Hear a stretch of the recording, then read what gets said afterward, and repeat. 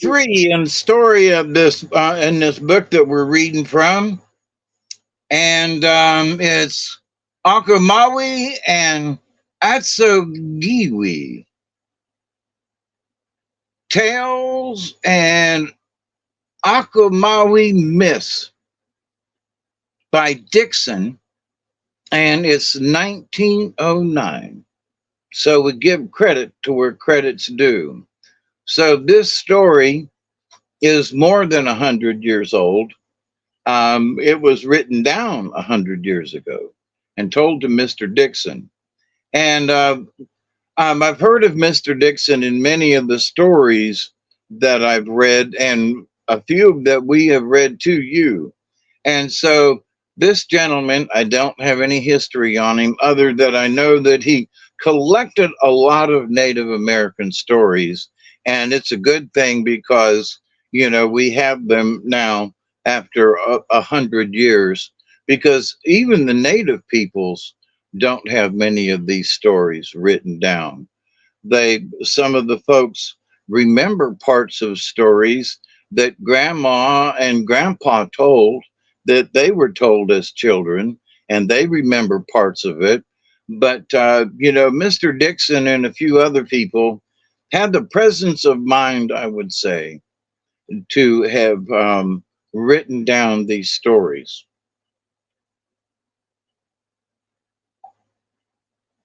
So I thank them posthumously. That means after they're dead.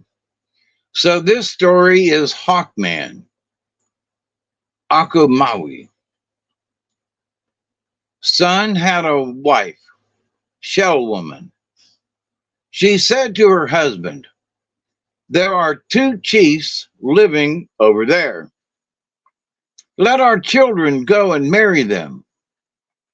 So son agreed, and Shell Woman said, "Now go ye. There are many chiefs there. They have much to eat. Ye must go to Pine Martin. He is the best."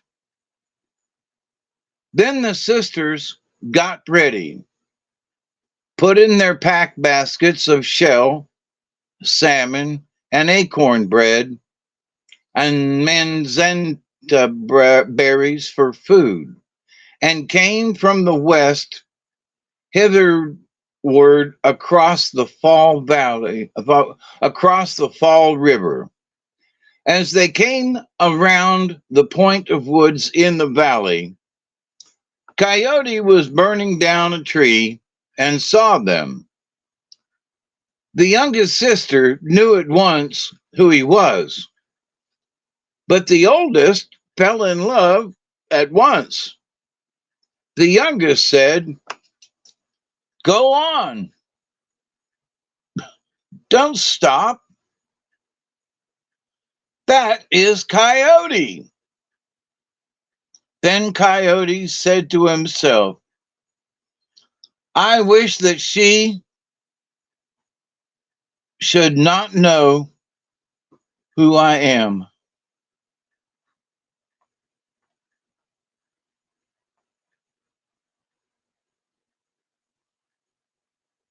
My page won't move. Hang on.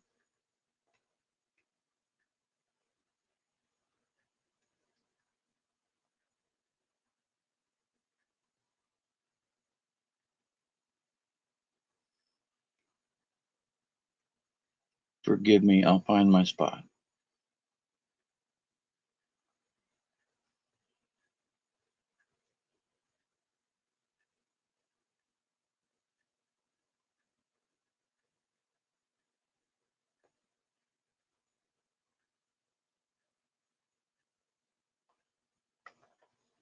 My apologies, and the screen's so small I can't read it off of the other one. So just hang on a minute.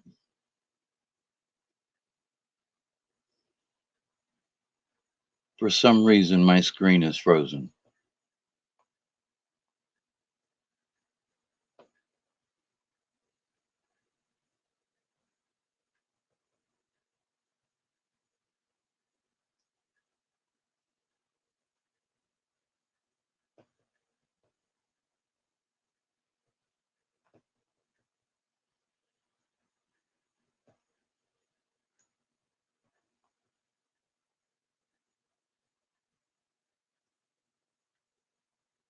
This is so weird.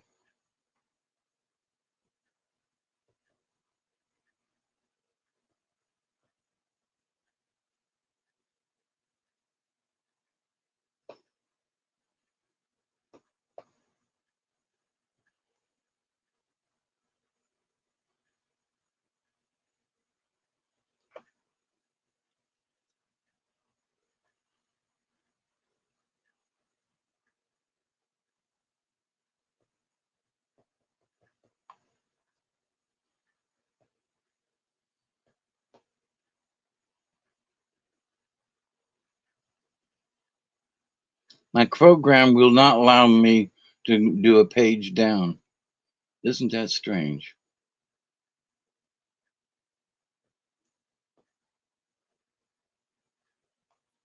You gonna make it there? I don't know. It'll allow me to, I'm in a PDF file thing. Yeah. Reader.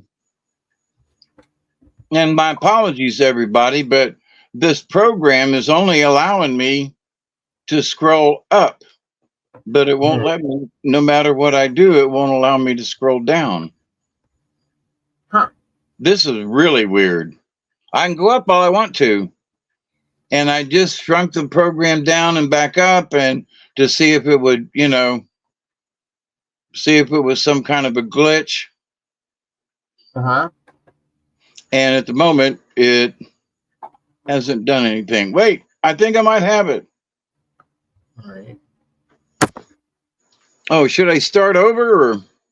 No, I think you were right here at the end. Yeah, I know where I was. I just, as far as continuity.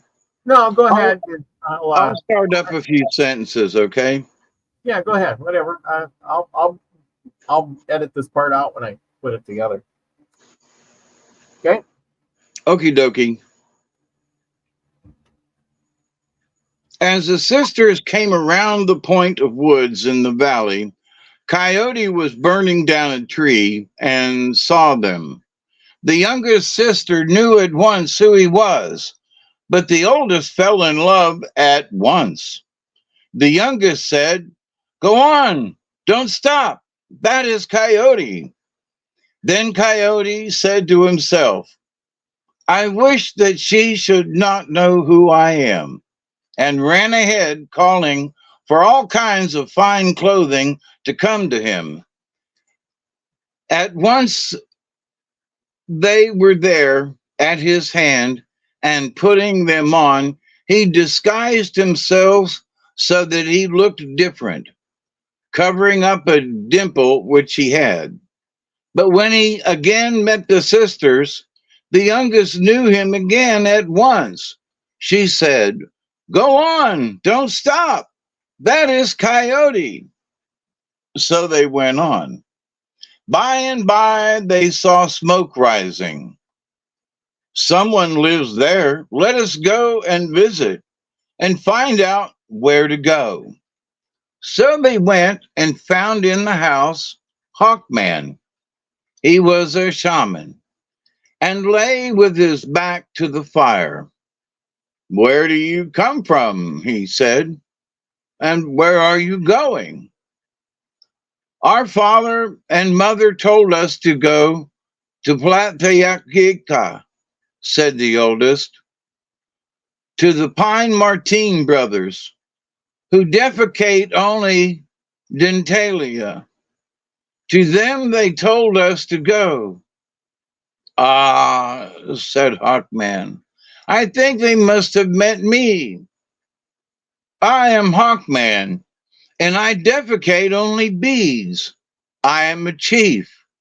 I go out to hunt and send my people out to hunt and get wood. What kind of a house did your father say this man lived in to whom you were going?" Then the oldest sister said, "At the house there is a post on which hangs a bear hide, they told us." "Yes," said Hawkman, "I am the one they meant. The bear hide hangs there. Wait a moment, I will prove to you that I am the one. Hold out your caps." Then they held out their caps, and he ran up and defecated in them. He defecated rattles into the caps. Then he said, "Close your eyes." And they did so. And when they heard the rattling, they thought it was dentalia. And Hawkman said, "Let us go." And they said, "Yes." They put on their packs and started. "Do ye go slowly, I will go on ahead." So they went, and he hurried on and reached there first. The post with the bear hide was standing outside the door of the house opposite his. And so he quickly pulled it up and set it by his door. Then the sisters arrived and saw the post and the hide, and went at once to his house and took off their packs. Now Hawkman had a wife, and he told her to go over and sit on the opposite side of the house and not call him husband, but son. And she promised. When the sisters came in, Hawkman told them to sit in the wife's place, and they did. Then people came, bringing deer, and piled it up, and sent a boy to Hawkman's to call him. When the boy came, Hawkman made a noise with some dried grass, so that the sisters should not hear what the boy said. Then he told them that he had to go out to divide up the meat. "I only took what I wanted for myself before, for I had no wife," said he. "Now I shall have to bring more." So he went out and took a basket with him. Going over to where the people were, he sat down and opened his mouth. As they ate their meat, they tossed the bones to him, and he swallowed them, while they joked him, saying, "Did you hear that some girls were coming to marry you?" Then they laughed. After they had finished, he went off, sat down behind the house, and sliced the flesh off of his thighs and put it into the basket. He carried it back, and his wives cooked the meat. And although it smelled and tasted very badly, yet they ate it, thinking it was deer. Then they went to sleep.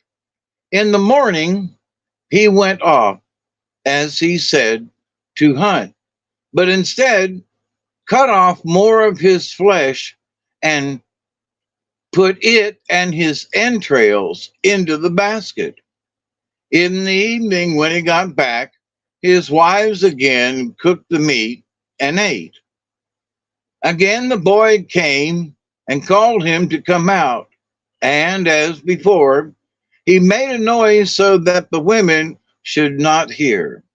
He went out, and the people threw him bones, taunting him as they had the previous night. Meanwhile, the youngest sister crawled softly after him and saw what was going on, and came back and told her sister, "You always do what you want. You will not take advice. I know that the chief we were to marry lives opposite. This man we live with came on ahead of us. He took down the bear hide and brought it over here. Then Hawkman came in again with his basket of flesh, but they would not eat any. In the morning, he went off to hunt again. Then the two sisters destroyed their children, dressed themselves up finely, took their baskets, and went out. They went across to the other house, and going in, sat down by Pine Martine's side. By and by, the people came in from the hunt and brought deer. They skinned and cut it up, cooked it, and ate supper. Weasel, however, did not like it that these two women, Hawkman's wives, should sit by his brother, Pine Martin. But Martin just sat there and said nothing, but smoked marrow all the time. Meanwhile, Hawkman came back and found that his wives had gone. He grew very angry and at once put on his shaman's ornaments and began to dance and to sing. Kachi, kachi, we know. Kachi, kachi, we know.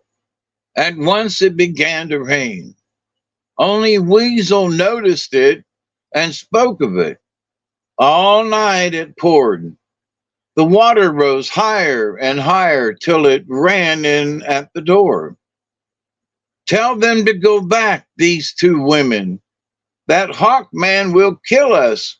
He will drown us. But Pine Martin said nothing until morning. Then he said, I do not like this. Where is a brave man? I want him to go over and kill Hawkman. So a man got up and went over, taking a knife and a shield. Meanwhile, Hawkman was dancing harder and harder, and at every leap his head came up through the smoke hole. The man crept nearer and nearer, and finally struck Hawkman and cut off his head. And at once the rain stopped, and the cloud cleared away, and the water sank. Then the people said to each other, if a shaman is bad, we will kill him. That is how it shall be. And then they went off to hunt. The end.